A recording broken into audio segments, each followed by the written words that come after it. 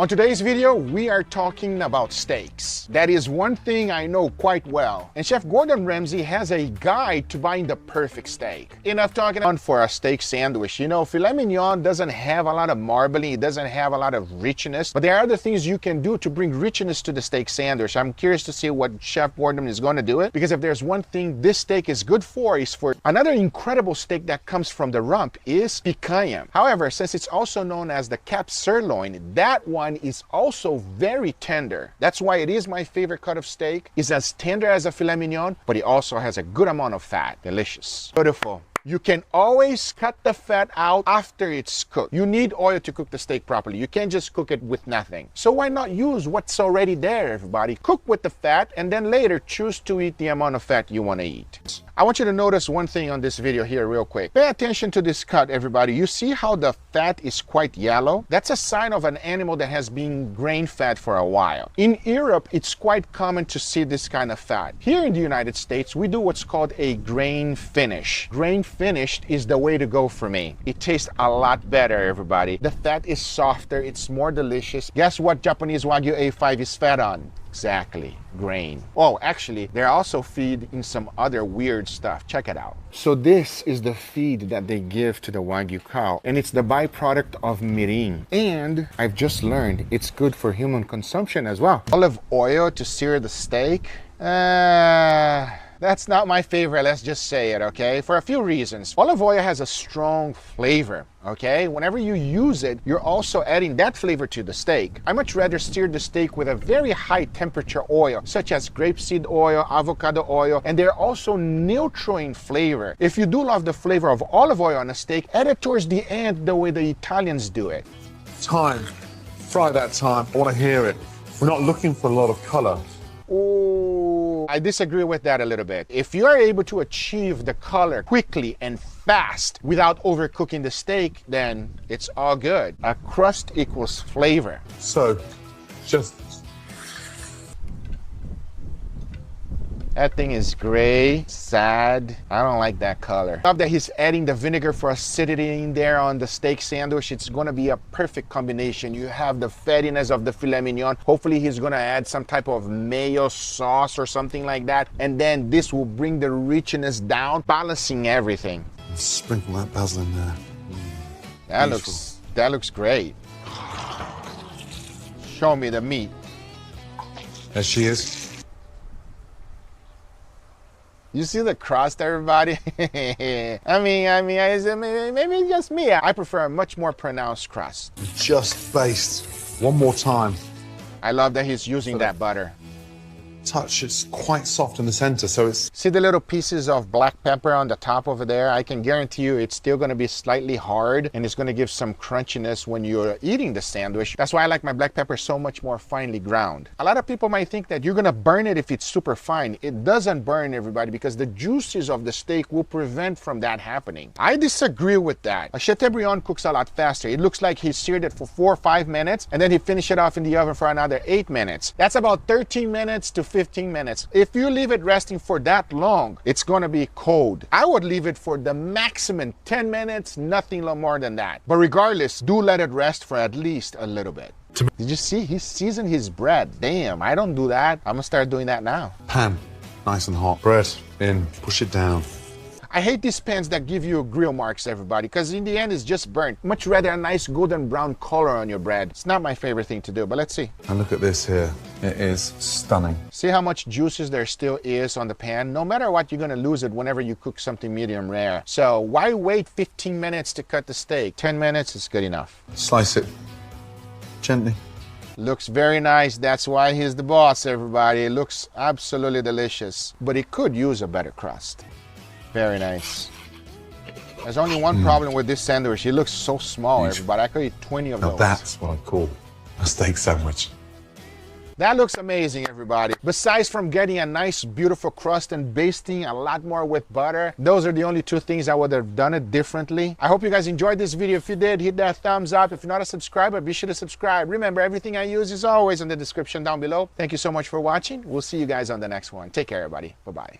thanks Arab for sponsoring this video. What's up everybody? Today I have been held hostage by my crew because they want me to react to Salt Bae. Me and Salt Bae, we are not friends. We don't get along. We have problems. I have problems with how much money he charges people. I have problems with his steaks. I have problems with... Thing is gray. What? Seriously? Charge you $2,000 for a goat steak that does not taste like anything differently. It makes no difference if you put the goat or if you don't put the goat, but they're gonna charge you a lot of money for it, and be ready because you might have to take a second mortgage to pay for that meal. Oh, nice chopping there at least. Burger. Goat burger. I actually tried that burger, everybody, when I was there. It is ridiculously expensive. The goat does absolutely nothing. It just costs a lot of money. Save your money. If you really want goat leaves, just go to Amazon and buy them for as little as under 10 bucks, everybody. But you're gonna pay way over $100 in his restaurant.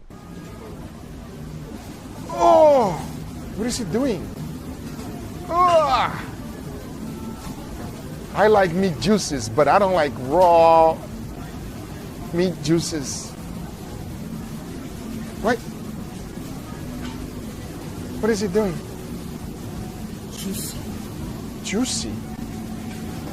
Juice. What the was that? What a waste of a good burger. Well, excuse me.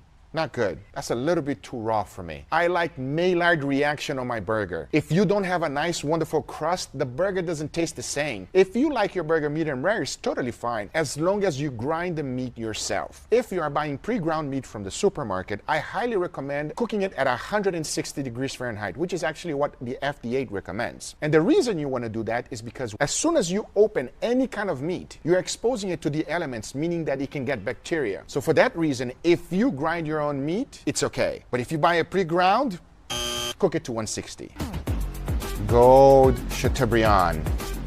Here we go. Oh, he's calling you in. Let's see. Oh my God. Do you guys know what that is, everybody? I've done that experiment. This way of cooking meat went viral when he started doing it. And I thought to myself, wow, that sounds so good. And I was like, I have to run that experiment because all of my audience was asking me to do it. Turns out that this is what happened. Oh man, I do not enjoy that. I am so right now because it messed up my filet mignon. It is not good. It's a terrible way to cook a Chateaubriand. And on top of that, you're wasting time. It's all a show, everybody. And trust me, like I said 1,000 times on this video already, you're gonna pay for it. I gotta say, he does have a nice slicing skill. Okay. Onion. All right. Very nice sharp knife. He knows how to chop an onion. Yeah, he was burning that butter, everybody. We all know that that butter was burning. But he cut real quick. Why so big? That's what she said. Bechamel sauce with some cheese. I'll tell you one thing, out of all the videos we watched, this one looks pretty good, and I will absolutely devour this one here. But the problem I have with this video, oh, never mind, I'll take it back. I don't want to eat it anymore. He gave you a nice, beautiful cheesesteak with a side of hair. All this roasting is getting me real hot and sweaty, everybody, and let me cool off with today's sponsor, Air Up. Air Up is a new groundbreaking hydration system. It's so much more than just a water bottle. With Air Up, you're just drinking plain old water, but that water is being flavored through scent. They call this scent-based taste. Crazy, I know, but let me explain how it works. At the top of the bottle is this flavor pod right here. You can pull the pod up to activate the flavor, and by sucking the water through the straw, a slipstream is created that transports water and air through the scented pod into your mouth. And that's when your brain perceives the scent as flavor. And boom, you're tasting delicious peach-flavored water. With Air Up, you get the enjoyment of flavor without absorbing anything unnatural, keeping your body free of chemicals or sweeteners, all while experiencing great taste. And the best thing is they have a huge variety of different flavors, ranging from apple to cucumber, strawberry balsamic, and many more. My favorite part is that it's so easy to use. Just fill up the bottle, pop on a flavor pod, pull it up to activate the flavor, then drink up and enjoy. So good. This is wild, guys, but it's just science. Delicious peach tasting water. Guys, check them out, the link in the description down below. Try for yourself. It makes drinking water super fun. Thank you, Arab, for sponsoring this video, but now let's get right back to it. What the heck is that? Why? Is there a bone there? Is that why?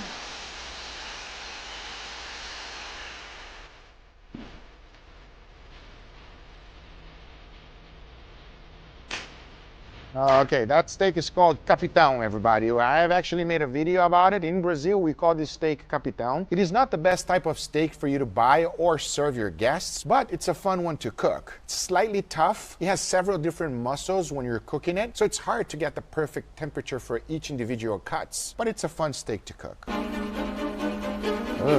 Yeah. Bruh.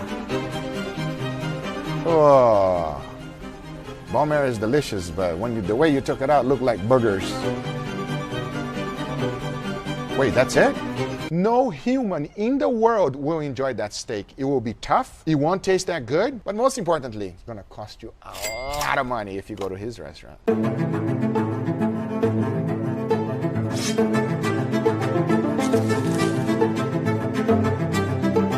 I think that went a little bit off, everybody, as he was trying to cut off the avocado, but apparently didn't work very well.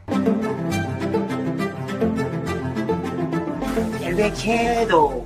Why does he say it like that? Just like him, I also have an accent, everybody, but I don't say avocado. You know what I'm saying? I don't say it like that. Avocado, man. What is that?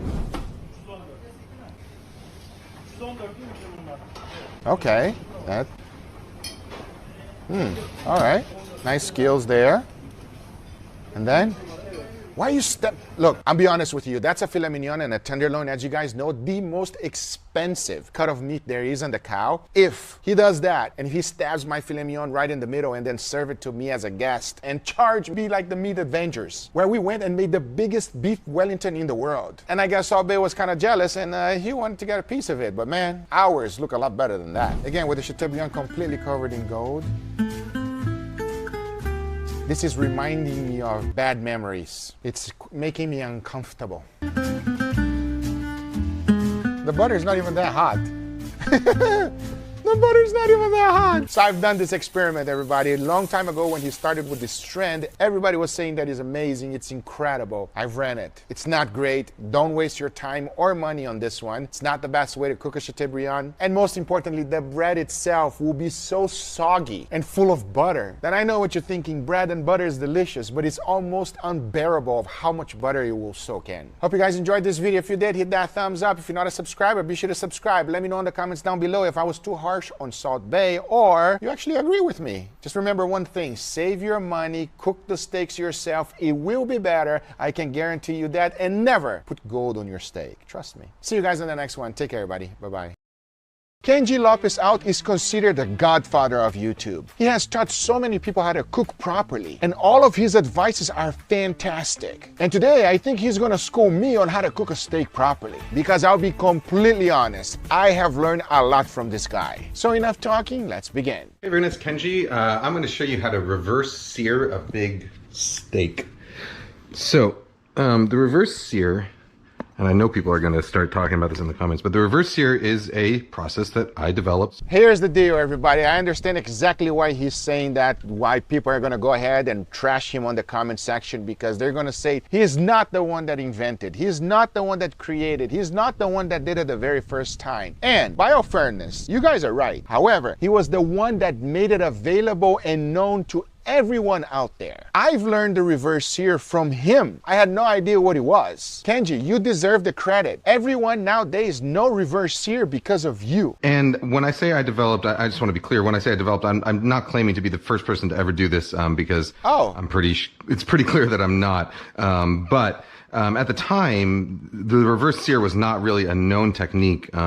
In the period since we published that in 2007, some people have brought it to my attention, mainly Meathead over at AmazingRibs.com, where you can find a full history of the reverse sear. It was brought to my attention that a guy named Chris Finney. Now I want you guys to take a look at this beautiful steak that he's cooking right here. Using the reverse sear method is fantastic, but there are a lot of downsides to it. One of them is that if you use a thin steak, forget it, man. There's no reason why you would use this technique. It has to be a thick steak. That's why he chose that one. Another thing that is quite important is to season your steak properly. Look at the amount of salt this man is putting. He knows how to cook a steak. So I'm confident in saying that Well, I came up with the process independently. I sort of modeled it after sous vide because we were cooking sous vide in restaurants a lot those days. Oh, he modeled after sous vide. That's fantastic. I did not know that. Also, did you guys notice how coarse the actual black pepper is? That is very coarse. Does not matter what you do, everybody. In the end, you still feel a little bit of crunchiness. That's why I prefer to be a little bit more fine, but there's nothing wrong with that. The process is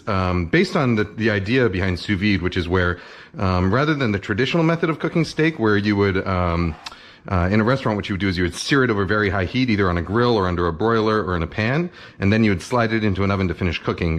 That method works really well if your goal is to cook steaks fast. Yes, correct. Cook steaks fast, but also create an incredible crust. Nowadays, that's the method I use the most whenever I'm cooking on the grill. It is quick work, everybody, and if you master it, you won't be able to tell the gray band, which is one of the reasons why you use the reverse sear. Just like sous vide. If you're looking for a different kind of texture, that's what sous vide is for. But there's nothing wrong with direct sear. It's been used in restaurants for years because it works. But what it does is it ends up giving you a sort of gradient, a temperature gradient, where the very center might be medium rare or whatever temperature you want it, and then as you get closer to the edges, it gets more and more well done. That is because whoever cooked it wasn't doing it right. It took way too long to get that sear. That's what I gotta say about that steak. Because if you do it properly, you will not have that much gray band. So you get this kind of bullseye pattern. What the reverse sear does is you reverse the order of those things. So you start it in a low temperature oven. Yep. In this case, we're going to go with a 250 degree oven. You start with a low temperature oven, and then you let it come up to temp. The biggest problem with this method, again, everybody, it takes a very long time. You got to have some patience. It's almost the same thing as you using sous vide. And then you take it out and sear it at the end. And what that gives you, which you'll see at the end, is that it gives you a very perfectly even doneness from all the way from edge to center. So what I've got here is this works especially well for thick steaks, by the way. It's not really worth it for anything thinner than like 1.5 inches. This is there about 2.5 inch thick, 2.25 to 2.5 inch thick tomahawk. So that's a rib steak.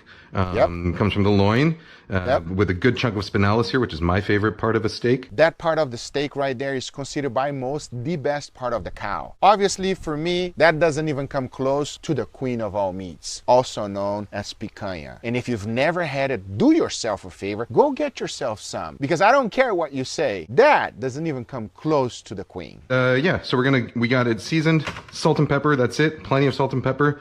We're gonna put it on this rack on a sheet tray. I'm going to slide a temperature probe into it.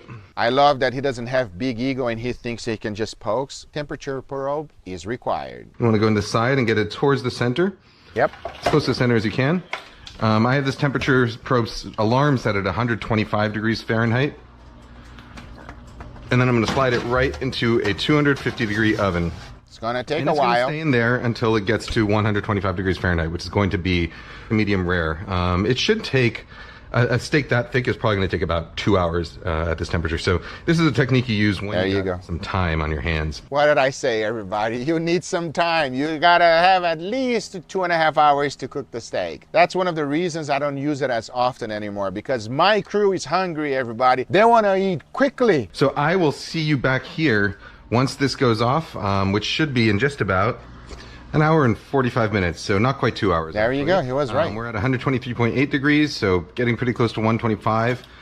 You could let it go all the way to 125. Anywhere between 120 and 125, even up to around 130 is going to be in that medium rare range. All right, so now that we're getting close... Now here's the deal. He went through all that trouble, waited all that time in order to cook this steak to perfection. This is where everything can go south and you can mess it up. If you don't have a super hot sear, you will get a gray band no matter what, and all that time is wasted. It needs to be smoking hot, everybody. And if there's any moisture on top of the steak, you gotta pat it dry so you don't waste any time. So what I've got is this baking steel griddle. I'm only using this big one because that's a tomahawk steak and it's not going to fit inside a normal pan. So with a tomahawk steak like that, you would either do it on something like this, like a flat griddle, a channel, or you could finish it on your grill. Of course, with a smaller steak that fits in a pan, you can do this on a pan, so cast iron. But what you want to do is you want to really, really preheat it till it's ripping hot, so like smoking hot, okay? Yep. Because the idea is that now you're going to spend as little time as possible actually searing the meat. You want to build up a crust, and that's about it. So the longer it takes over high heat like that, the longer it takes on a burner, the more sort of that gradient inside is going to get built up. So your goal is really just to sear it as fast as possible. Take a look at the steak, everybody. It almost looks identical to sous vide. Almost identical. Now, if I were to reverse sear this steak over here, I would go at a little bit higher temperature so I can render even more of the fat. The only reason I would use the reverse sear nowadays versus sous vide is to be able to render the fat. Render that fat, everybody. It's delicious, but it's a lot better if it's rendered properly. All right, so I'm gonna take this probe out now.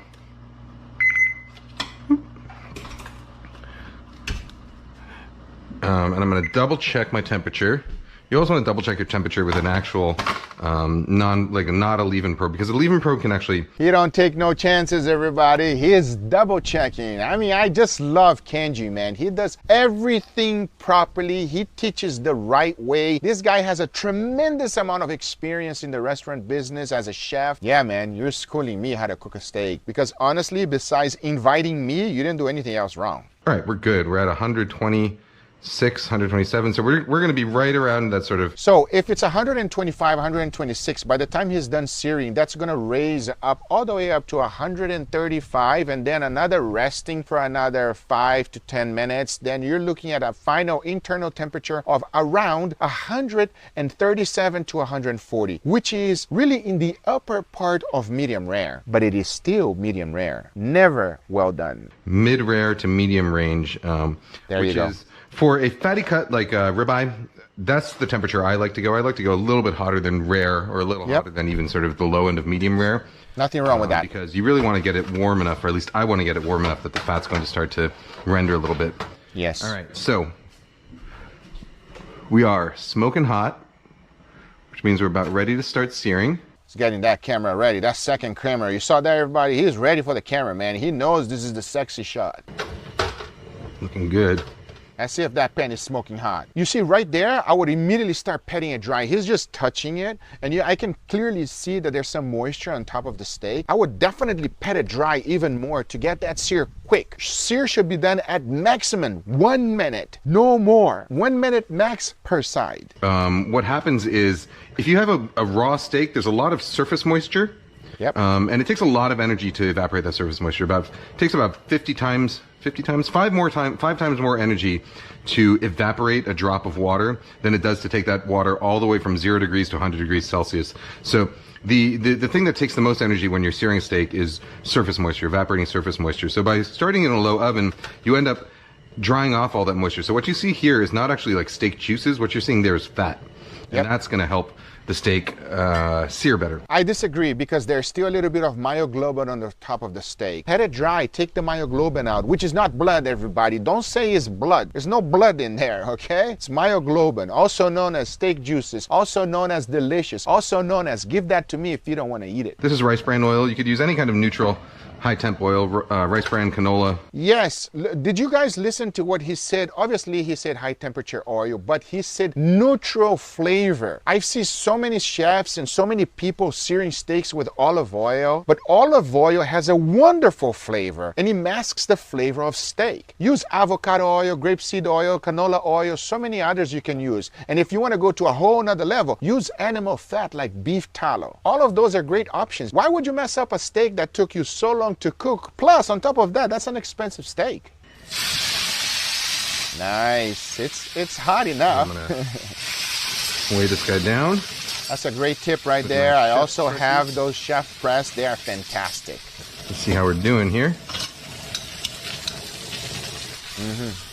Let's see.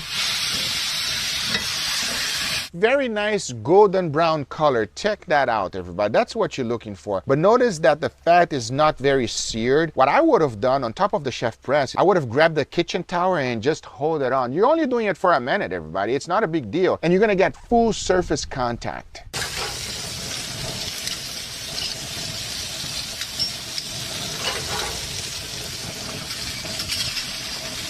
So if you were cooking sous vide, you would do a very similar thing. You would cook the steak to whatever temperature you want to serve it at. You want whatever internal temperature you want, so it could be 120, 125, 130. Then you'd, in a restaurant setting, what you would do is you would leave the steak in the water bath for service.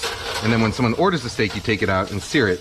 That way you can have perfectly cooked steak reliably Nice, much better crust. And be able to serve it quite fast. Notice golden brown coloration. There's nothing burned, there's no black. That's what he likes because he knows that that is the right way. You could have a little bit of char, but not too much char. Golden brown is better. You know, the other nice thing about the reverse sear compared to more traditional cooking methods is that that window of perfect doneness is much wider. So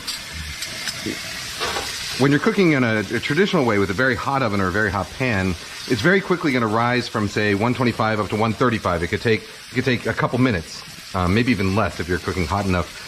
So that's a very small window you have to get it precisely done the way you want it. That's why I love sous vide, everybody. So you have a much higher likelihood that you're going to get a steak cooked exactly. I really hope he sears the edges as well. You see those little flare-ups that just happen right there? A lot of people think that might be bad or that might scare you off, which I totally understand. All that is fat being ignited, and that creates a smoky flavor on a steak, on burgers, that is absolutely delicious. My good friend Uncle Roger calls that wok hei, and he's absolutely right. That is delicious, and it will produce an incredible flavor on your steak, burgers, or egg fry rice.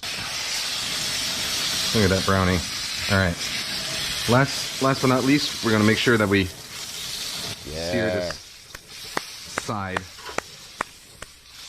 Definitely sear the sides. Very important. It's looking pretty good, everybody. I'm not going to lie. I will eat that all day, every day. Well, not every day. My doctor will be really mad.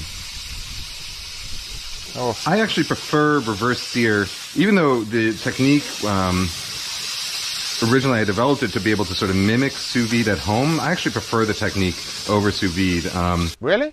I wouldn't say I would prefer the technique over sous vide. I would say is what I'm in the mood for at that specific time. That's the reason I have 3 channels. One is specifically dedicated for sous vide because I absolutely love it. The other one is specifically for the grill. I cook everything on the grill. I love that charcoal flavor. And then the other one, sometimes I just want to stick it in an air fryer. And there's nothing wrong with that, as long as it's not overcooked. And we are done. Very good. And then, cut that baby up. Let's see what it looks like inside. Yep. A board to serve this on.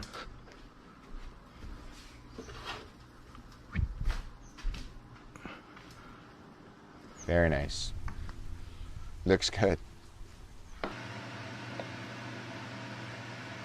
Let me see. Let's see the result. And there you go. Yeah. Look at that. I will eat that all day, every day. Overall, I will give Kenji Lopez a 10 out of 10. Will highly recommend. That looks absolutely delicious. You just schooled me on making better steaks. Everybody listen to this man. He is fantastic. He knows what he's doing. He's been doing for years. And Kenji, if you guys want to see a collaboration with me and him, put it down in the comments down below because he is the GOAT. And I want to personally thank you for all of the things that not only you taught a lot of people, but including myself.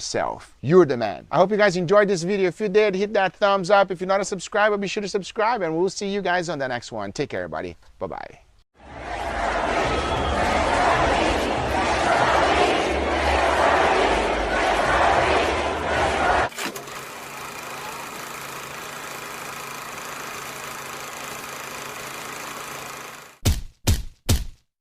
$5 a.m. Oh boy. Good morning, Mr. Leo. It's too early for this, Guga. I agree 100%. Inside, I am dead. You and I both. Let's get out of here. Let's do this, Guga. We are about to go to New Jersey right now. I got invited from MrBeast himself. He said, Guga, come on over because I'm opening my new restaurant. We're going to show you what it takes to cook for 10,000 people. I'm going to show you everything, the behind the scenes angles and shots that no other YouTubers will be able to show you because I got the VIP pass, baby. Let's go. Look, he's texting me right now. Will you be on time? Hell yeah, MrBeast, I'll be on time. Enough talking, let's get the flight.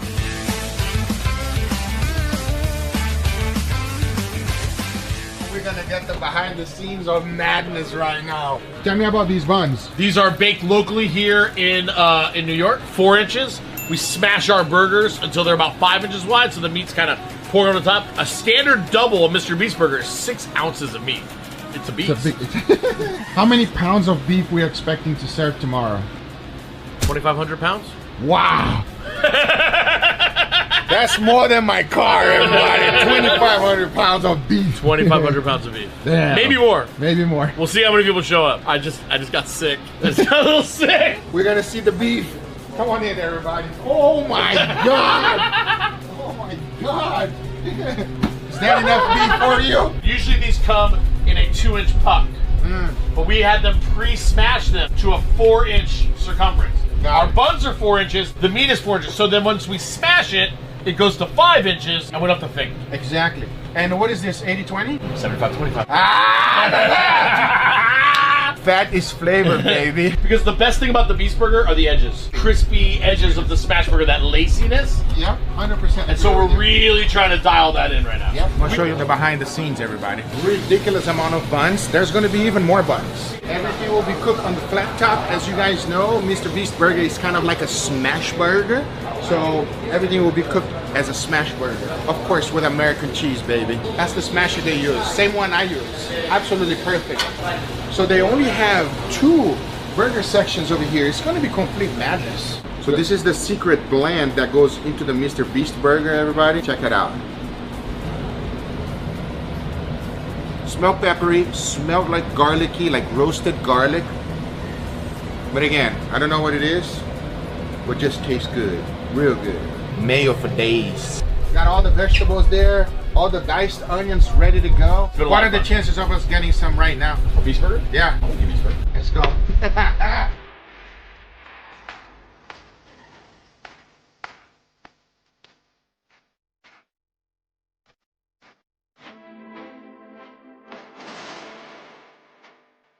Thank you so much for the burger. My pleasure, brother. Enjoy it. Thank you for the behind the scenes. Yeah. I appreciate it. You come back tomorrow and check us out while we're bailing out. I might throw you in on the line. We're ready for the madness, everybody. Time to enjoy. Thank you. Man, appreciate it. Check it out, everybody. This is the Beast Burger done by the master itself. Oh my God, my mouth is watering right now.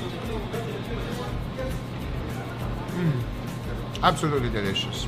Oh, we got Leon the house drying too. I can't let Guga be the only one eating all this good food, guys. I gotta go too.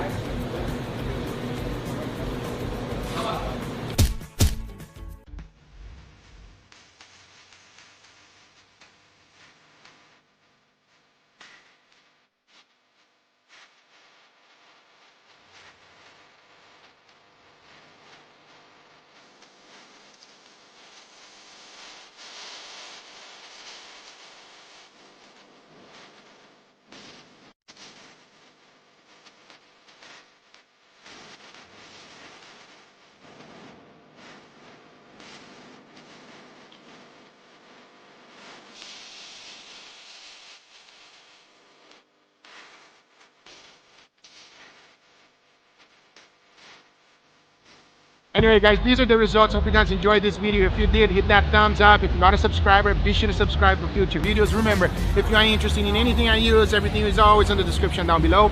Thank you so much for watching. We'll see you guys on the next one. Take care, everybody. Bye-bye. Thanks Dow Strong for sponsoring this video. On today's video, we're gonna see how binging with Babish schooled me on cooking better burgers. Now, if you don't know Andrew, he is a YouTube sensation. With his YouTube channel based on TV shows and movie food, he is a hit. Enough talking, here's Babish. Hey, what's up guys? Welcome back to Basics with Babish, where this week we're doing burgers and fries. Do I really have to do like a whole sales pitch? Let's get down to basics. Alright guys, so the first thing we need to do is start the French fry making process. This means peeling and slicing some potatoes. So we're going to start by peeling the potatoes, duh, and then slicing into planks, and then into almost French. Thought he was going to cut his finger there for a second, everybody. Oof, scared me a little bit. Make sure you always put your fingers backwards and don't hold it like that, because I'll tell you one thing. I've chopped my fingers a few times. Be careful, everybody. Safety is always #1 priority. Then we're immediately dropping these bad boys into some 375° Fahrenheit peanut oil. That is my deep frying oil of choice. If you have an allergy to peanuts, try canola or vegetable. You might be saying now, hey, Babish, those fries aren't done. To which I would respond, I know, and that's not my real name. What we're doing is freezing the fries after par frying. This is going to crystallize their interiors and make them extra fluffy after a second fry. I'm the type of person that thinks that if you make French fries at home, you're completely wasting your time. Because I'll tell you one thing, getting the frozen bag, which is already kind of pre-cooked for you has almost no difference. And sometimes it's even better to get those than you starting from scratch. Because if you refry them, it's gonna be crispier. But maybe that's just me. Let me know if you agree. While those guys are freezing for at least 4 hours, it's time to address maybe one of the top two most important parts of burger and fries, the burger. I've got my preferred selection of meats here for grinding. I've got short rib, brisket, and sirloin. That is a beautiful combination because every single one of those cuts has flavor. Short rib also has incredible marbling, and the brisket, we all know that's why we love it in barbecue, everybody. But it is a very tough cut. That's why we cook it slowly. But when you combine it with burgers, grinding everything up, it's just top notch. They're all bringing something different to the table, be it fattiness, minerality, or beefiness. And they're going to come together to make a really flavorful, fatty, beautiful burger. First thing we got to do is get rid of the bone in the short rib. If you have a bone-in short rib, best to buy these boneless because you're going to get more meat and you have to do less butchery. Once you've removed the bone, trim off any silver skin that you see because this stuff will not break down. It'll be chewy bits in your burger and you don't want that. And then start cutting it into 1-inch strips that we're going to then cut crosswise into about 1 to 2 inch chunks, which will be perfect for our meat grinder. That is a great tip right there because before I used to make just long strips to go ahead and grind my meat and it would get stuck. The 1 inch to 2 inches cube is perfect for the grinder. On the brisket, this is nothing but fat. We can hang on to all this. As long as your knife cuts relatively easily through it. Wait, did he say that's nothing but fat? There's not a lot of fat there. Now there is some silver skin hiding in the middle of our sirloin. So we're going to pull it apart at the seam to reveal the dastardly little devil hiding inside. You definitely want to remove as much silver skin as you possibly can because what will happen is that is going to get stuck on your grinder, everybody, and it's a nightmare. Remove the silver skin. It's time to place all this on a parchment-lined baking sheet and freeze for 15 to 20 minutes to firm up the meat for the meat grinder. You definitely want to put it in the freezer because if you don't, your meat will start smearing when you're grinding it. It's not going to give the same texture, and a lot of times it just becomes a paste. But I also noticed that on his tray, there was not a lot of fat, everybody. And whenever you make burgers, you got to have more fat, man. More fat, more flavor. During which time we can get our burger accoutrement ready. What did he say? During which time we can get our burger accoutrement ready. Accoutrement? Accoutrement? I gotta go back to English lessons, everybody. I don't even know what that means. Very thinly slice some tomatoes. I like them about a quarter of the width of a sheet of paper and a few slices of... I don't like how he's chopping up the vegetables. He makes me scared. See how his fingers are just like that? That's just an accident waiting to happen. It happened to me. I'm telling you. Grab it like this, not like this, like this. Last but not least, some iceberg lettuce. This is the only kind of lettuce that belongs on a burger because it is nearly flavorless. We're going to simply shred it by cutting it in half, removing the core, and then cutting into thin slices down the length of the lettuce half, and then cutting crosswise into perfect little burger-sized shreds. I can tell you immediately, if I start doing a burger like this for my nephew Angel, he's not gonna eat it, everybody. And we all know why. Oh, my friend. Oh, my friend. Oh, you are eating vegetables. Yes, you are. And that's what I like to top a burger with. Put whatever you want on there, but I reserve the right to judge you. Like if you didn't put special sauce on there, I'd think that you were a real, true weirdo. And special sauce is simple enough to make. Simply mix together equal parts ketchup and mayo, maybe half cup each. Add a good sprinkling of garlic powder and onion powder. Then I like to add a little bit of smoked paprika, but you could use regular paprika if you don't want too much of a smoky vibe going on. A heaping helping of sweet relish, and that's about it. Just mix the whole thing together. Even if you just mix together equal parts ketchup and mayo, it's a delicious sauce to put on a burger. I agree 100%. Always make your sauce ahead of time. Burger sauce, besides just putting ketchup and mustard and mayo by itself, I would have put a little bit of Worcestershire sauce in there as well. Making your own sauce takes your burger to a whole nother level. Give it a little taste, make sure it's good, of course it is. And then it's time to get down to the business of meat grinding. Now, I've had my grinder parts chilling in the freezer with the meat for a little bit longer, maybe 30 minutes to an hour to make sure everything's really super cold. This prevents the beef from smearing when we push it through the feed hole.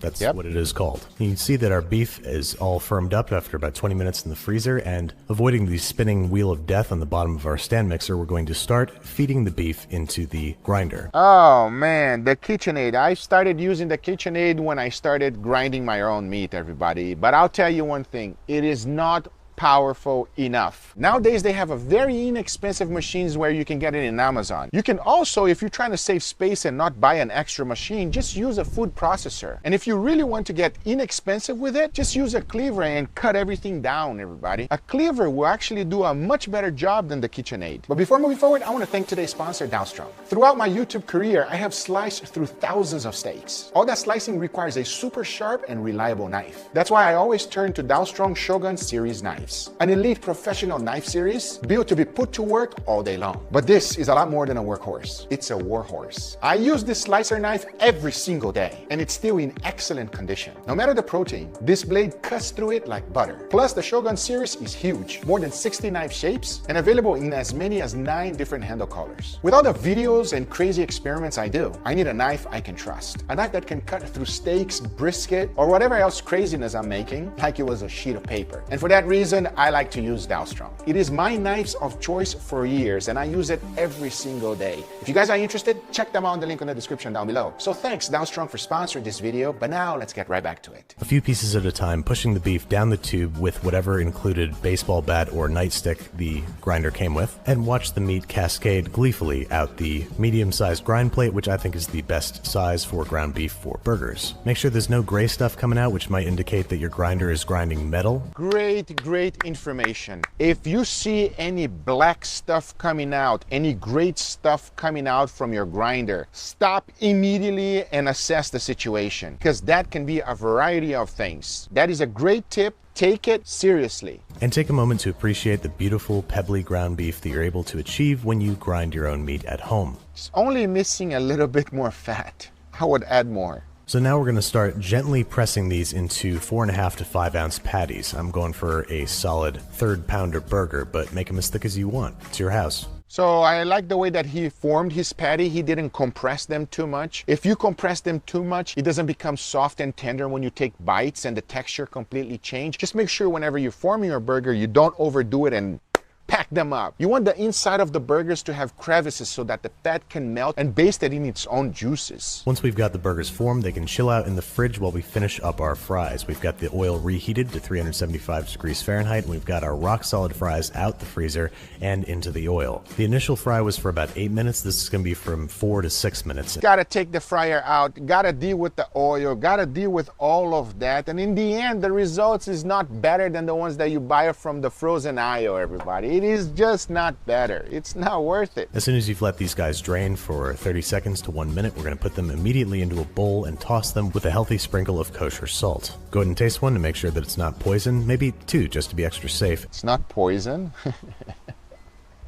Let's move over back to the patties, whom are receiving a generous sprinkling of kosher salt and freshly ground pepper. Do not ever salt your burgers before you form the patties. Please don't ever let me catch you doing this. Now, one of the most important things you guys know that I love to do and that you should do for every burger that you ever make is toast your buns in some butter, please. Yep, 100%. I'm sorry I'm being so emphatic right now, but these things are important. Get a nice golden toast going on in there, add some vegetable oil to your cast iron skillet, and get that guy ripping hot. So he just add the oil and nothing else. So what I like to do whenever I cook anything on my cast iron skillet, not only do I put the oil, but I also move the oil around and let it get it super hot. Always preheat your cast iron very well. Let this sit over medium-high heat for a solid 3 to 4 minutes until a beautiful crust has formed on one side and you can see a little bit of cooked brownness creeping up the side of the patty. I would have used a little bit more oil in order to fry up and get a nice even brownness. Some American cheese. Hate on American cheese all you like, it is the best cheese for burgers. I agree, everybody. American cheese is the best. Call it plastic, call it processed cheese, call it whatever you want. But on a burger, it's just perfect. Then we're going to add about a tablespoon of water and cover the burger, allowing the cheese to melt and helping the burger cook more evenly. I mean, come on, look at that. Use an instant read thermometer to determine if you've cooked your burger to your desired degree of doneness. And Great it's tip. Time to plate up. Onto a waiting bed of lettuce, we're going to deposit our patty. Always best to put the lettuce underneath the burger, as this helps prevent the lettuce from wilting, and then top with our tomato, onion, special sauce, the top of the bun, bottom of the bun if you want to be extra special. Top the whole thing up and serve along with your Frenched fries. And there you have it, one very serious homemade burger and fries. Now it's time, of course, for the requisite cross-section. I'm going to show you 3 levels of acceptable doneness. Let's start with Medium, that's where you're taking the burger off the heat at about 135 degrees Fahrenheit, letting it rest until it hits maybe 140. If you grind your own meat, having it medium or medium rare is totally okay, but if you're buying it from the grocery store already pre-grounded, make sure you cook it to well done. Then for slightly braver souls, there's rare, where we're taking it off at 120. By the way, a rare burger is just not good for me. It doesn't taste well, the texture is just mushy. I much rather medium rare or medium. And then the sweet spot, medium rare, 125 to 130 degrees, tender, juicy, delicious. If you're freaking out about beef cooked below USDA recommended doneness temperatures, you have much less to worry about if you're grinding your own beef at home, so give it a shot. Whatever minor risks there are outweighed by the importance of enjoying a really delicious burger. Those are fantastic tips. I think that he should not make the fries at home. I also think that if you put all those vegetables, my nephew Andrew is not gonna eat it. And besides that, the most important thing here that I would have done differently is the amount of fat. You need fat on a burger. You're not gonna eat a burger every single day, and if you do, you're kind of nuts. Whenever you're gonna eat it, make sure it's extremely juicy, and the best way to make a juicy burger is to have more fat. Let me know in the comments down below if you want to see me and Andrew collaborate together. Brother, let's make it happen. I hope you guys enjoyed this video. If you did, hit that thumbs up. If you're not a subscriber, be sure to subscribe, and we'll see you guys on the next one. Take care, everybody. Bye-bye. Thanks Cooking Fever for sponsoring this video. What's up, everybody? Today I got my good friend here, Ahmad from the Golden Balance. How did the Golden Balance came along? My last name means the golden in Arabic, and I've been trying to find balance my whole life. So haven't we all? we haven't found it. Are you ready? I am. This is going to be a good one because he's a beast. He's a beast, but he seems like a good guy because he's always giving out food to people. So I like him. And he's always smiling, always happy. All right, let's watch.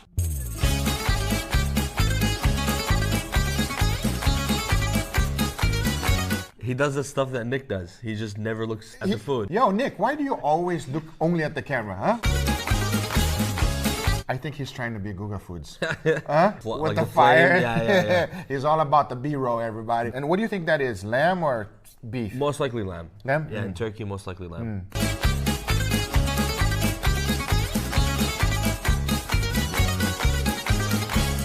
Onions, carrots, celery. But the amount. You're not gonna go hungry after you eat this one, everybody, huh?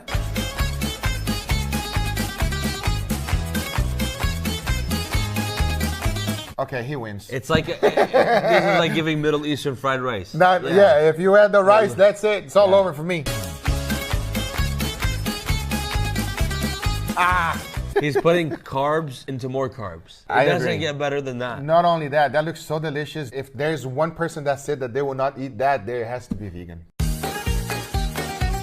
Every time he does something, it's big and grand, which I think is cool. I don't mind it because he's feeding people. It's not going to waste. So exactly. I appreciate that. Yeah, I respect that quite a bit.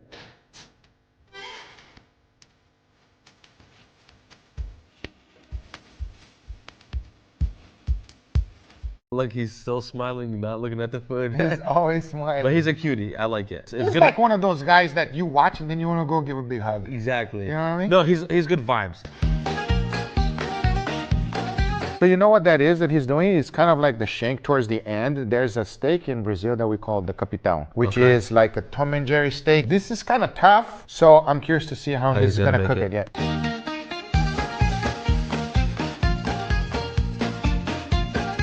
Yo, that looks so good. I feel like the sear is pretty average. No, there's no sear whatsoever because he's basically boiling it in butter. A lot of times when I go to the Middle East, that's what it lacks. A little bit of the technique of just like searing off the meat. But it looks great.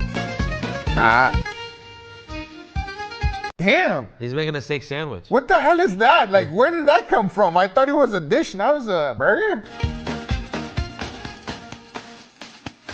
Like you said, not the best here. Again, this is more of some food. Probably wouldn't eat this compared to the last dish. No, I think I would take the last dish probably.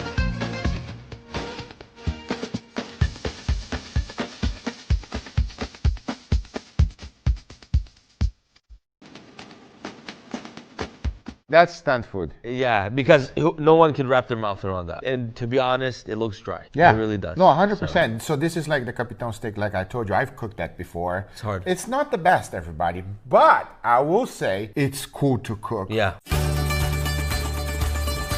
Right off the bat, I'm a fan. Yeah. I see a couple skewers of kebab on the side. Oh, I didn't even see that. This still already looks good.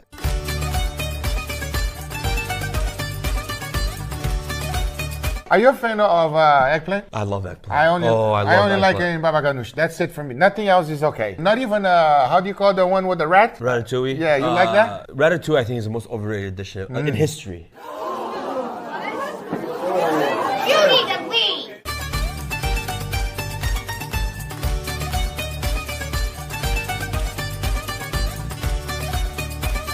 What did he add? Was that cheese? That was cheese. Cheese? Damn, that's gonna be good. That looks really good. That texture, like, is giving me like Korean corn dog a little bit. That looks really good to me. Oh, he wins. Yeah. Again. So bread, eggplant spread with cheese, meat. That's what I'm assuming. This is. I could be without the eggplant though. I think you're a hater. Really? Yeah.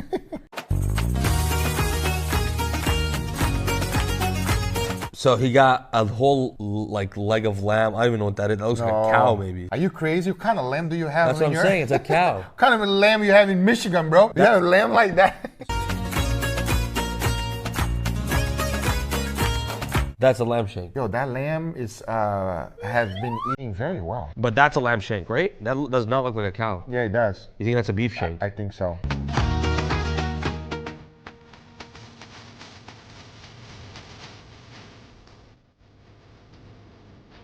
That's no way that's lamb, bro. Are you crazy? That's a no cow. Way.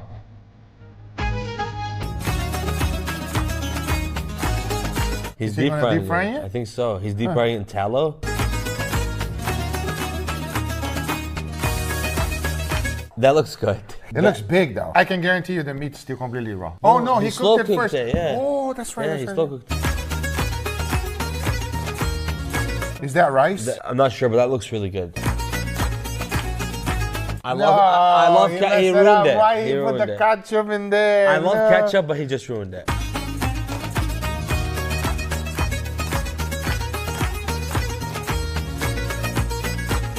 Trying to show that it's nice and tender, but it's not that juicy. I don't think you deep fried a whole beef shank for the crust. I don't know. I feel like that's a waste of time. The chicken looks really good.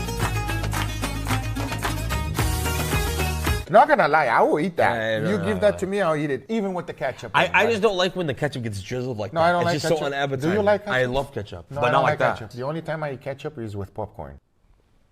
What? Yeah, it's a thing. No, you're trolling. It's a thing in Brazil. Guga, cut the whole f***ing video. No, take that back. No, it's good. Today's sponsor is Cooking Fever, the world's largest cooking-themed mobile game. You can become a master chef by cooking delicious meals and desserts from all over the world. The game has over 30 unique restaurants from various topics and cuisines, each with a unique game mechanic, so it's never boring. Today, like every day, I got the Cooking Fever, baby. Now the game is opening the newest location, TGI Fridays Restaurant. With Cooking Fever, I can run my own restaurant and practice my skills in a variety of settings and cooking techniques as I progress through the game. As I complete levels, I receive coins and can upgrade my restaurant and try all the cool kitchen appliances. Check it out. And the best part is that I can play Cooking Fever everywhere. This game is fun, challenging, perfectly relaxing, and free. Click the link in my description box or use the QR code here to download Cooking Fever straight to your phone right now. So what are you waiting for? Manage your own TGI Fridays restaurant in Cooking Fever? Check it out here and let me know what you think. Let's check out this TGI Fridays menu. Oh, this looks good. I'm kind of craving a snack like some of their delicious fries. I'm thinking I'm going to cook this in-game and in real life. To start playing Cooking Fever, which I highly recommend, click the link on the description below or scan the QR code here. Thanks for the inspiration and fun, Cooking Fever. Check them out, guys, because now let's get right back to it.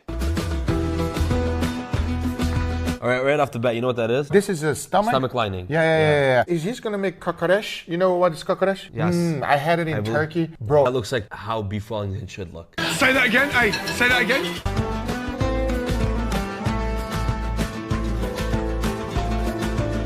That is exactly how they do it. Then amazing. They finish it off on like a griddle. That's you have to understand that all that fat and like that butteriness has been getting seeped into the meat for so long, and there's so much flavor there, even though it looks bland, but it's really good. No. Yeah, but not that size. Obviously, normal. You know, he's making it for a place where people are definitely in need of food. 100%. And I appreciate this. 100. This is baseline. This is good vibes. Yes. Whatever. That's it. Yes.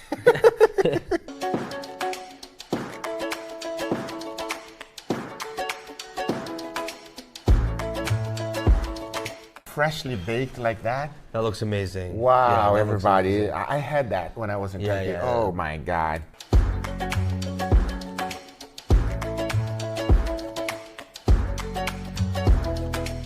what do you call this? Doner, or do you call it? In Turkey, it's doner, but it's shawarma. Shawarma, right? But most of Middle Eastern foods are stem from Turkey. They're the OGs.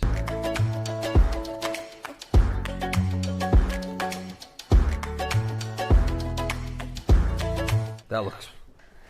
Yeah, that's making me hungry. I will eat that, everybody. Yeah. I don't know if I can eat the whole sandwich, but I will try. Yeah, no. Wow. Is that French fries? Hell yeah. He's making a sandwich, a big shawarma. That sandwich is not fat-free, baby. And the ratio of meat to bread is a W. Amazing. Can we give him a big hand?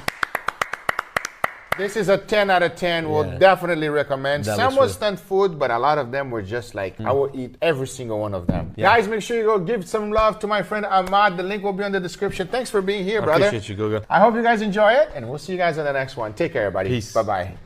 Thanks, ZBiotics, for sponsoring this video. On today's video, we are going to be reacting to the master of barbecue, Franklin himself. And I got the perfect guy here, Jeremy, to judge with me. Are you ready? I was born ready. Oh, this is gonna be good, everybody. If you guys are not familiar with Franklin Barbecue or Franklin himself, I've called him Barbecue Jesus before because everybody who's into barbecue knows who he is. And if it wouldn't have been for Franklin being popular, I probably wouldn't be in barbecue today. So we'll see how it stands the test of time. And this is what they call a packer cut brisket. This is what you'll get at the grocery store. Still, this is the flat, this is the point, lean part, fatty part. That's funny that he says that you get in a grocery store. He's in Texas, everybody. It is almost impossible to find something like that here in Miami. How about you? Where you at? You can find it sometimes at a grocery store, but if you do, they're almost always select or a really horrible quality. You put so much love and passion on a brisket, and it's such a long cook. If you're gonna cook it, cook the best one you can find. And briskets are a lot easier to trim up if they're cold. If you let them warm up too much, if you let it sit out on the counter, then the fat will get real hard to cut through. You agree with that statement? 100%. This part right here, this is the decal that goes underneath right in here. So I'm gonna kind of cut this down. A brisket is so uneven. You do everything you can in trimming to make it as even as possible. So you don't have one part of the brisket that's this thick and another part that's this thick. This is where the heat's gonna be coming from on the cooker. So you definitely wanna leave plenty of fat there to kind of protect it.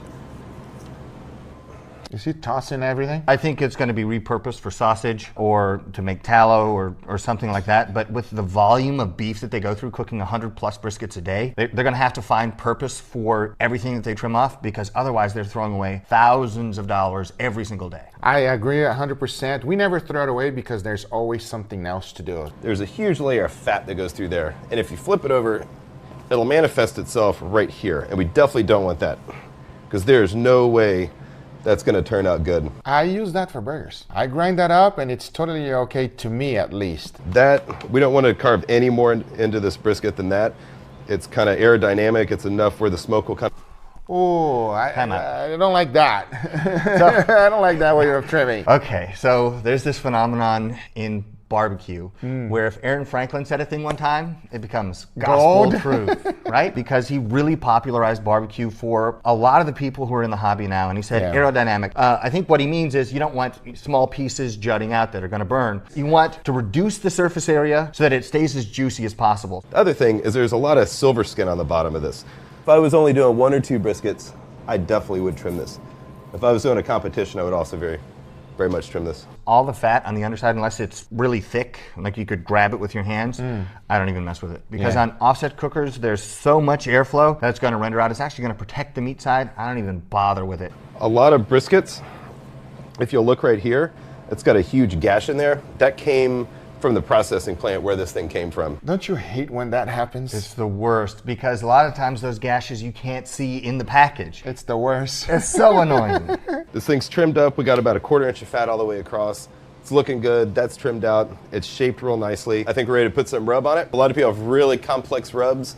A lot of people put chili powder, cumin, paprika, all kinds of stuff. The way we roll here in Central Texas, it's half salt and half pepper. Is that true, Jeremy? Most places in Central Texas, in my experience, they'll say, oh, we do salt and pepper. You should understand that to mean, oh, we're using a seasoned salt and black pepper. That's how I interpret it, unless I'm told specifically otherwise. And nobody's obligated to give up their secrets. I agree, 100%. They should guard it completely, and there's nothing wrong of not telling it. But when we taste it, at least me, It's about their skill and the method that they 100%. use and paying attention to those small details that sets them apart from, you know, Joe Blow who's just cooking a brisket for the third time. You want to keep this thing moving. The granules of the salt are a lot heavier than the pepper, so the salt's going to settle to the bottom. So you want to kind of keep it going. Do you do that, Jeremy? Do you mix the salt and pepper together? Because I feel like I never get it right and it always sinks to the bottom. So I like to put it individually. I used to do that, but when you're doing a huge volume, I'm gonna have big shaker bottles. I'm gonna fill them about a third of the way up with black pepper, a third of the way with salt, and then have room to shake it, season the whole thing. Then on the fat side, I add a little bit of seasoned salt. A lot of people put a whole lot of rub on a brisket. In my opinion, that it's better to go a little conservative on how much rub. You really want the flavor of the meat to shine through. You know, this is barbecue. You can put a lot of rub on something, cook in the oven, and get whatever flavor you want, but it's salt and pepper. It's super simple. I feel pretty strongly about that. With barbecue rubs, I think people tend to overdo it, and so what you can get is kind of almost a sandy texture when it's done, and I'm not a fan of that at all. I want the seasoning to be integrated into the bark. It's almost like it sinks into the fat on the top, and then each bite is like this smoky, juicy goodness that you like. I think the biggest mistake people make across the board is just putting too much rub on this stuff. I don't want it to be cakey, and I don't want it to be overpowering when it's finished. So that right there, in my opinion, is a perfectly rubbed brisket. One thing I want to say is that if it hadn't been for this video and videos like it, I would have been doing competition style barbecue at home probably forever. What he was doing was showing people how Central Texas barbecue restaurants cook food. And so for that, I'll be forever grateful because I started trying to mimic this and kind of discovered the style of barbecue that I most like. I'm 100% with you because before I cooked my first brisket, I watched this video 1,000 times. Even though it was going to be sous vide. Cooker's hot, I'm gonna put it on. So I'm putting the brisket on right now. We got a firebox on this side. How you like that smoker? He's not using that at the restaurant, but that is an old country Pecos, and I had a similar smoker, but look at the size of that brisket on there. That thing is humongous. It's the size of the smoker, man. Yeah. There he goes. Goes to tell you, everybody, you don't need something expensive in order to make something great. That's why most of the time I use a Weber. Knowledge is far more valuable than equipment. There you go. Couldn't have said any better. So the fire is gonna come up here, it's gonna go across here, underneath, on top, swirl around, do all kinds of stuff, and go out the smokestack. I'm gonna put a water pan in here. And that's gonna keep a lot of moisture in the cooking chamber. It's gonna help it not burn quite so easily. First time I smoked a brisket, I also used that. Do you still use that today? No. So in the configuration that it's in right there, you actually don't want to do it that way because it forces those hot gases underneath the water pan and you burn the meat side of your brisket. But because it's the meat side, it's the underside, you can't see it. And so it's not until you pull it off to wrap it, you see, oh, the entire bottom is black and burned. No! Ask me how I know that happens. We learn from our mistakes. Let's just say that. Yeah. A good rule of thumb to go by for how long a brisket's gonna cook is generally about an hour to an hour and 15 minutes per pound. For this brisket, I always kind of calculate about 12 hours. If I'm gonna serve it at 5 p.m., I'm gonna start it at 5 o'clock a.m. If it's gonna take 12 hours to cook, you're gonna wanna start it way before 12 hours because you're gonna wanna let it rest. You're not gonna wanna take a brisket off the smoker at 200 degrees and slice it immediately. No. Because all the juice is gonna run out, it's gonna begin to oxidize. Are you a believer of a longer rest time makes it better or shorter? 100% a longer rest. When I started resting briskets for 8, 12 hours, my briskets improved. And from that point on, long rests are the only way. Long rest. Is there a limit? A good rule of thumb, instead of 12 hours before you want to serve it, cook it 24 hours before, and then have 12 hours of cooking, about 12 hours of resting, and you're going to be happy. Yep, Franklin Barbecue is the god of barbecue. But before moving forward, let me thank today's sponsor, ZBiotics. One of the main reasons I barely drink is because I hate the feeling the very next morning. But ZBiotics is here to help. The first time I tried it, I went to one of those fancy pairing dinners where they pair a different glass of wine with each entree. It was 8 courses. I drank a bottle of ZBiotics before, and I was really impressed how good I felt the next day. ZBiotics pre-alcohol probiotic drink is the world's first genetically engineered probiotic. It was invented by PhD scientists to help you feel better the morning after drinking. Here's how it works. When you drink, alcohol gets converted into a toxic byproduct in the gut. It's this byproduct, not dehydration, that's to blame for your rough next day. ZBiotics produces an enzyme to break this byproduct down. Just remember to make ZBiotics your first drink of the night, drink responsibly, and you'll feel your best tomorrow. This year, I want to form more sustainable, better drinking and fitness habits. This is not an all or nothing approach. ZBiotics allows me to enjoy nights out in moderation while working towards my goals. Go to zbiotics.com/Guga or scan the QR code on screen right now. to get 15% off your first order when you use Guga at checkout. You can also sign up for a subscription using my code so you can stay prepared no matter the time or occasion. ZBiotics is backed with a 100% money-back guarantee, so if you're unsatisfied for any reason, they'll refund your money, no questions asked. Remember to head to zbiotics.com/Guga and use the code Guga at checkout for 15% off. Thank you, ZBiotics, for sponsoring this video. Now, let's get right back to it. Here's a little term people throw around. It's called, if you're looking, you ain't cooking.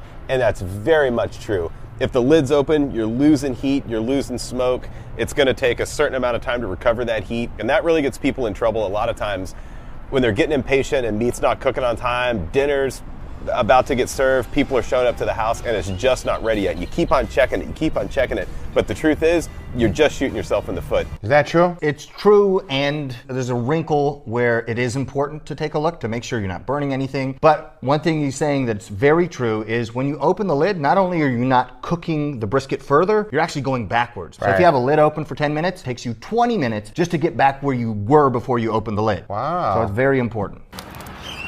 The biggest key to having a good brisket or a good rack of ribs or a good chicken or a good anything you're cooking on a barbecuer is fire management. I guarantee that if you keep a good steady temperature, it's gonna cook way faster and more consistently across the board. If somebody were to be your friend and is gonna cook, which one would you recommend? I usually recommend pellet cookers for most people. I agree, it's just so much more convenient. Set it and forget it, babe. Come back later and you're ready, you're good to go.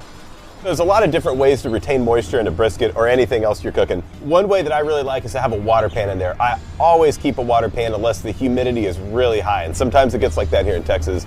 But elsewhere, it may not. Always keep a water pan. Other ways are spritzing, mopping. Are you a believer of spritzing? If the cook is going properly the way I want, no need to spritz. But, oh no, it got a little hot, that's starting to get a little crispy, I'm gonna have to spray that exposed meat. You know, I just let it get away from me a little bit. But if the cook is perfect, just let it do its thing. So to wrap or not to wrap, I really try not to wrap, but sometimes you just have to. I like to take the bark of my brisket a little crunchier than I actually want it, and then I wrap it up, usually with butcher paper and tallow, and then soften it back up to just the right level. Yeah, when it becomes crunchy and it's nice, and I always think it's a little bit too crunchy, but then when you wrap it, it becomes soft again. So you could either burn a really clean fire and not wrap it, you could use butcher paper, or you could use foil. Here in Texas, using foil is called a Texas crutch. I don't like to use it, but it's gonna retain a lot of moisture in there. It's gonna steam itself, and you could really cook a lot faster. I love it because of that. You can cook it a lot faster, everybody. After you're outside for 6 hours, 8 hours, you go like, God, can we just be done with it? Guilty, right? We've been there, yeah. That's why I like it. Also, the time that you decide to wrap is going to have a lot to do with how your fire's burning. A lot of times I won't wrap at all. I could finish off a whole brisket in 12, 13 hours and not wrap it once until it's finished. But this one, for this episode, we're going to wrap it. It's looking just about right. Couple things. First of all, I don't think that's the same brisket. I would bet a lot of money that that brisket has been swapped out. I think that brisket that went on was humongous. This one is small. It's not the same brisket, Jeremy. It's not the same brisket. I don't think so. Normally what I do, I put my paper like that, kind of wrap it up, cup that around the point, put that paper folded along the, whatever the actual angle of the flat is. Roll it over once, tighten it up, roll over a second time. Are you a believer that tighter is better? Yeah, I think if you wrap it loosely, you have a lot of exposed surface area, and that paper wicks out moisture like a candle wick, pulls it out, and then you have a lot of evaporative cooling, and it slows down the cook process. Hasn't been wrapped a real long time.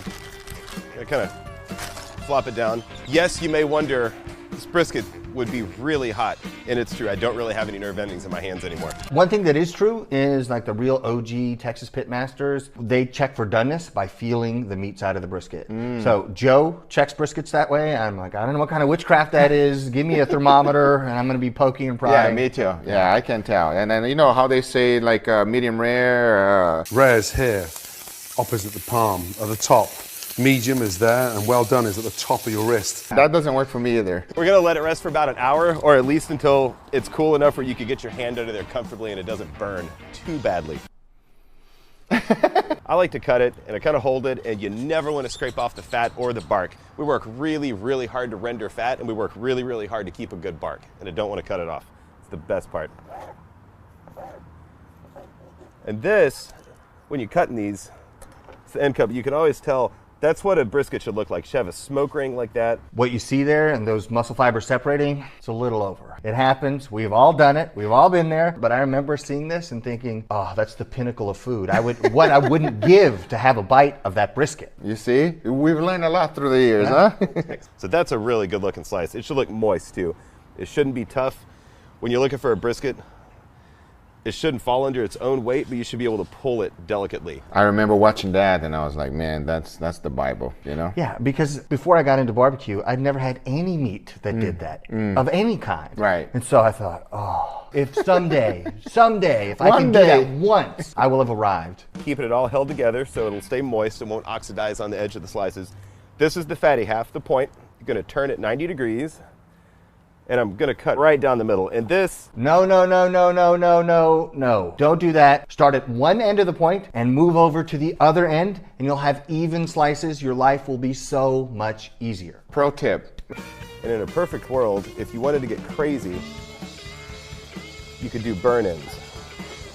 And this is where the burn-ins would come from, right there. If you had to choose, which piece would you eat? The piece he's got in his left hand right now. I was looking at him like, I want to get some of that. I want to eat that one, not the slice. Forget the slice. I'm not hungry, but my mouth is watering looking at that right now. This is the best part of the whole cow, right here. I disagree. Not the whole cow, maybe the brisket. Okay, what's the best part of the cow? Picanha, 100%. If you put a brisket next to me and you put a picanha, come on, Jeremy, which one is better? Don't take the brisket. Oh. I think it's time to eat. Getting really, really hungry. It's been a while. Give me a couple little burn-ins in there. Yarr. I've been to his restaurant, and at the restaurant, it looks 10 times better than that, and it is phenomenal, everybody. What do you think, Jeremy? When I've been there, everything looks glistening and juicy, and it just makes you think like this is going to be the juiciest, most tender meat you've ever eaten, and it looks dark. The bark is basically black, and for me, my idea in my head of what a brisket should be is the brisket at Franklin Barbecue, because I had it and it was the best I'd ever had. I agree. That's why he's the king of barbecue. Is that a fair statement? I think so. Yeah. Guys, I hope you enjoyed this video. Make sure you guys go check out Jeremy. Everything will be on the link in the description down below. Let us know if you guys agree with us or disagree. I'm sure some people will disagree. For sure. Go some barbecue, everybody. Go have some. It's pretty good. Agreed. See you guys on the next one. Take care, everybody. Bye-bye.